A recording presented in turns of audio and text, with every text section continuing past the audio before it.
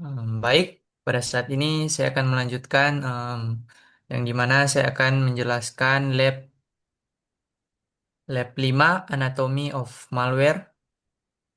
Nah, di lab 5 ini em, kita akan memahami apa itu malware, bagaimana malware bekerja, cara penyebarannya, serta dampaknya terhadap individu maupun organisasi.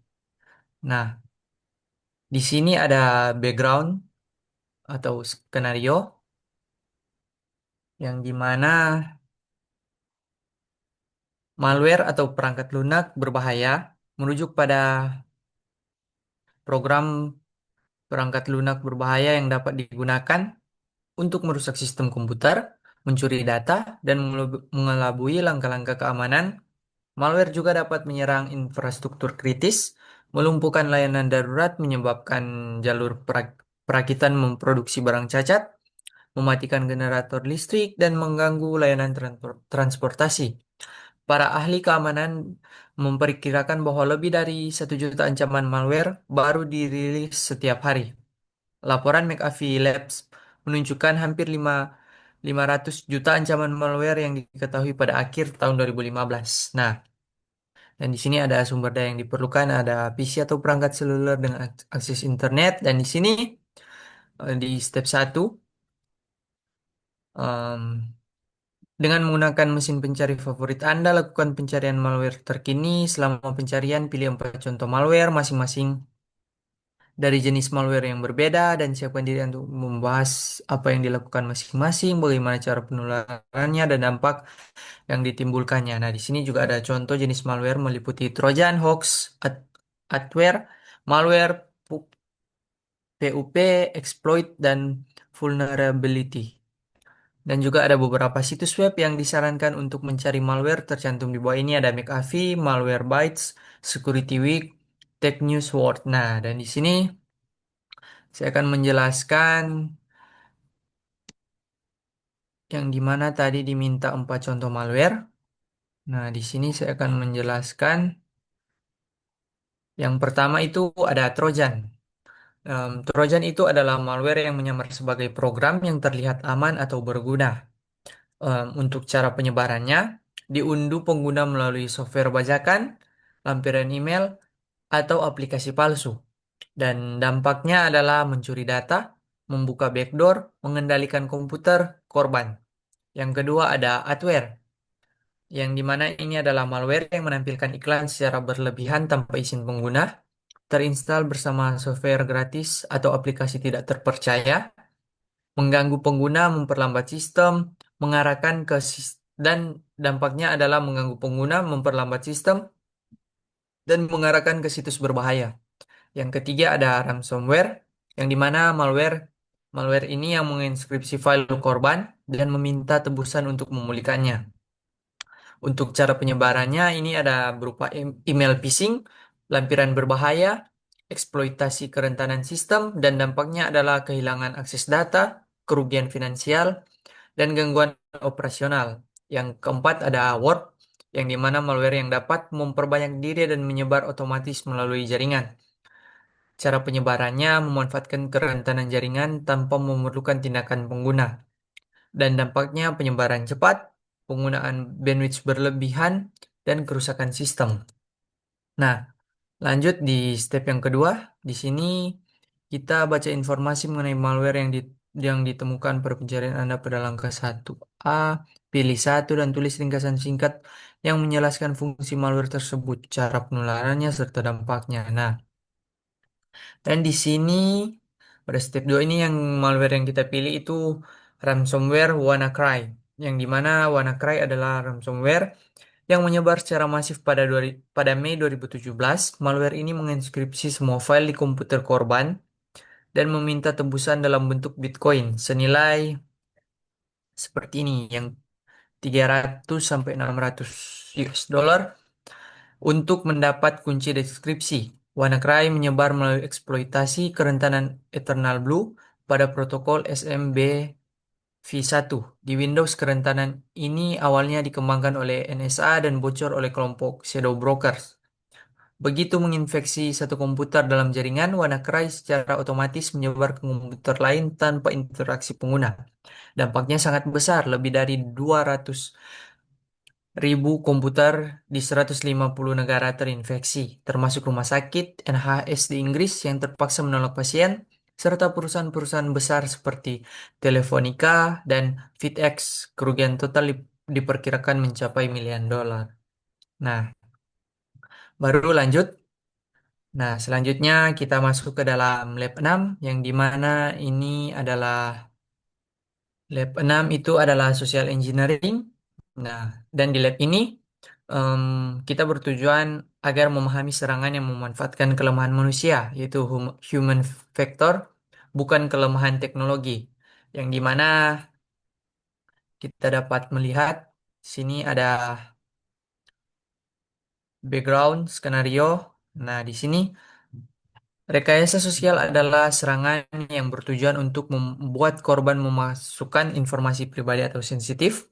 Serangan jenis ini dapat dilakukan oleh penyerang dengan memanfaatkan keylogger, email phishing, atau metode tatap muka.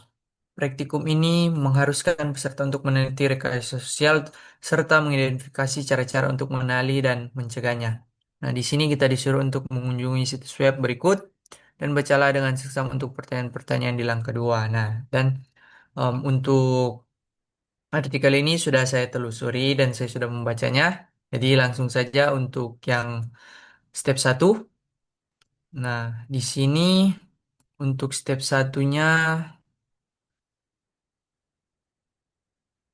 what are the three methods used in social engineering to gain access to information? Nah, tiga metode social engineering untuk mendapatkan akses informasi. Yang pertama itu ada metode berbasis teknologi, yaitu di mana menggunakan alat teknologi seperti email phishing, website palsu, dan pop-up berbahaya. Yang kedua, ada metode berbasis manusia, yaitu human-based deception, yang dimana ini ada interaksi langsung seperti impersonasi, impersonasi, pretexting, dan tailgating. Yang ketiga itu ada metode berbasis fisik, physical base, yang dimana seperti dumpster diving, yaitu mencari informasi dari sampah, dan solder surfing, yang dimana mengintip layar atau keyboard. Nah, untuk step 2, what are the three explain of social engineering attacks from the first two methods in step 2A? Nah, di sini yang pertama itu ada phishing, email palsu yang berpura-pura dari bank atau perusahaan terpercaya atau yang lainnya yang meminta korban untuk mengklik tautan dan memasukkan data login. Yang kedua itu pretexting, yang dimana penyerang berpura-pura menjadi teknisi IT dan menelepon karyawan untuk meminta kata sandi dengan alasan pemeliharaan sistem. Yang ketiga itu ada phishing, voice phishing, yang dimana penyerang menelepon korban mengaku dari institusi resmi, misalnya bank atau pemerintah, untuk mendapatkan informasi sensitif. Nah, untuk step 3, what is social networking, social engineering threat? Nah, media sosial seperti LinkedIn, Facebook, dan Instagram memungkinkan penyerang mengumpulkan informasi pribadi seseorang, yang dimana itu ada nama, jabatan, rekan kerja, kebiasaan, dan lokasi, secara gratis dan legal. Informasi ini digunakan untuk membuat serangan yang sangat meyakinkan dan personal. Spear phishing. Pengguna seringkali tidak menyadari bahwa informasi yang mereka bagikan dapat digunakan untuk melawan mereka. Dan untuk step 4, how can an organization defend itself from social engineering attack? Nah, yang di sini ada beberapa langkah. Yang pertama itu melaksanakan pelatihan kesadaran keamanan cyber secara rutin bagi semua karyawan. Yang kedua, membuat kebijakan keamanan yang jelas tentang cara menangani permintaan informasi sensitif. Yang ketiga, menerapkan verifikasi identitas berlapis sebelum memberikan akses atau informasi. Dan yang keempat itu melakukan simulasi serangan phishing untuk menguji dan meningkatkan kewaspadaan karyawan. Nah, untuk step kelima, di sini what is the Sense Institute, which author this article? Nah, Sense Institute atau yang ini Since Admin Audit Network and Security adalah organisasi riset dan pendidikan keamanan informasi terbesar dan paling terpercaya di dunia. Didirikan pada tahun 1989, 1989, SANS menyediakan pelatihan, sertifikat, dan penelitian keamanan cyber. SANS juga dikenal dengan Internet Storm Center yang memantau ancaman cyber global secara real time. Nah, sekian untuk lab anatomy of malware yang dimana ini ada lab social engineering. Selanjutnya akan dijelaskan oleh teman saya. Terima kasih. Selanjutnya adalah incident handling. Di lab 7 ini tujuannya adalah menerapkan pengetahuan tentang prosedur penanganan insiden keamanan untuk merumuskan pertanyaan pada setiap tahap insiden respon. Jadi untuk yang pertama-tama itu adalah tentang Worm and Distributed Denial of Service atau DDoS, Agent Infestation. Worm baru menyebar melalui removable media dan Windows share terbuka, lalu menginstal DDoS agent di setiap host yang terinfeksi. Antivirus baru tersedia beberapa jam kemudian sehingga infeksi sudah meluas. Yang pertama-tama kita masuk ke preparation. Apakah perusahaan memiliki kebijakan penggunaan removable media USB drive? Apakah sudah ada antivirus yang terpasang dan diperbarui secara rutin di semua komputer?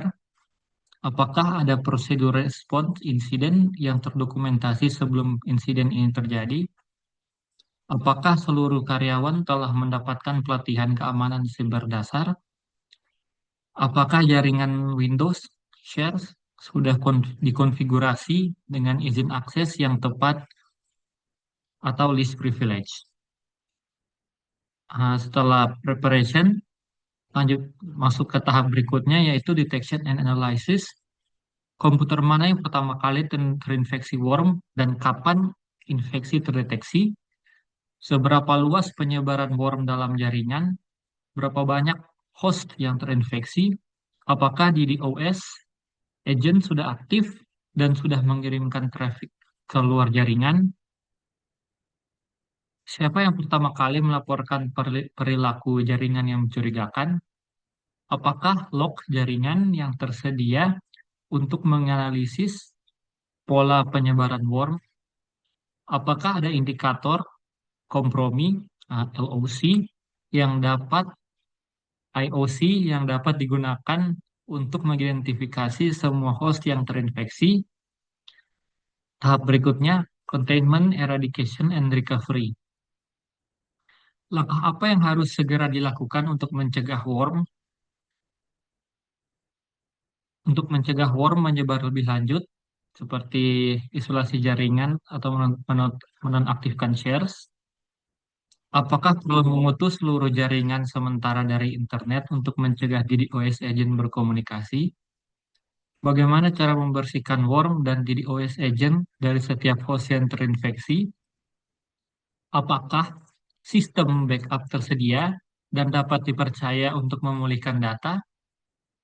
Bagaimana urutan prioritas pemulihan sistem? Sistem keuangan mana yang paling kritis? Apakah semua removable media yang digunakan sebelum insiden sudah diperiksa dan dibersihkan? Selanjutnya yang terakhir, post-incident activity. Apa pelajaran yang dipetik dari insiden ini untuk mencegah kejadian serupa? Apakah kebijakan penggunaan USB dan removable media perlu diperketat atau dilarang? Apakah perlu mengimplementasikan sistem deteksi intrusi atau IDS di jaringan-jaringan? Bagaimana cara meningkatkan kecepatan respon agar tidak bergantung pada ketersediaan antivirus signatures? Apakah laporan insiden lengkap sudah dibuat untuk keperluan dokumentasi atau regulasi? Yang selanjutnya, skenario yang kedua adalah uh, unauthorized access to payroll record. Seorang orang tak dikenal masuk ke ruangan payroll administrator yang meninggalkan workstation-nya tidak terkunci beberapa menit. Mouse tampak sudah digerakkan. Jadi untuk preparation-nya, apakah ada kebijakan tentang screen lock otomatis dan kebijakan meninggalkan workstation tanpa pengawasan? Apakah semua akses ke sistem pengajian payroll sudah di-lock secara otomatis? Apakah CCTV terpasang di area sensitif seperti ruang payroll administrator? Apakah tim CSIRT dari MSSP sudah mengetahui prosedur eskalasi insiden untuk kasus akses fisik tidak sah? Apakah ada kebijakan clean desk dan penguncian komputer saat meninggalkan meja? Tahap berikutnya, detection and analysis. Apa data apa yang mungkin telah diakses atau disalin selama administrator pergi? Apakah log sistem payroll menunjukkan aktivitas tidak biasa dalam waktu kejadian? Apakah rekaman CCTV dapat mengidentifikasi orang yang keluar dari ruangan? Apakah ada bukti bahwa data disalin ke perangkat eksternal, USB, atau screenshot? Bagaimana cara mengamankan bukti digital dari workstation tanpa mengubah atau merusak data log? Apakah mouse yang tampak bergerak menunjukkan bahwa ada program yang dijalankan atau file yang dibuka? Tahap selanjutnya adalah containment, eradication, and recovery. Apakah akses ke sistem payroll perlu segera dikunci sementara penyelidikan berlangsung? Apakah perlu mereset kata sandi semua akun payroll sebagai tindakan pencegahan? Apakah bukti fisik dari ruangan seperti catatan atau media penyimpanan sudah diamankan? Apakah perlu melakukan audit menyeluruh terhadap semua data yang mungkin terekspos? Apakah cara memastikan integritas data penggajian setelah insiden ini? Selanjutnya, tahap selanjutnya adalah post-incident activity. Apakah kebijakan screen lock otomatis misalnya setelah 1 sampai 2 menit tidak aktif perlu diterapkan? Apakah perlu menambahkan autentikasi multifaktor untuk akses ke sistem payroll? Apakah seluruh 5.000 lebih karyawan perlu diberitahu tentang potensi kebocoran data mereka sesuai regulasi HIPAA atau GDPR? Apakah cara meningkatkan keamanan fisik di area sensitif seperti ruang HR dan payroll? Apakah ada regulasi atau kewajiban hukum yang mengharuskan pelaporan insiden ini ke pihak berwenang? Untuk di untuk di lab 7 ini, uh, semuanya sudah mengikuti framework dari NIST SP800 61R2. Jadi hanya ini uh, presentasi tentang lab-lab praktikum tugas 8 saat ini. Kami berharap dapat berguna bagi teman-teman semua. Terima kasih.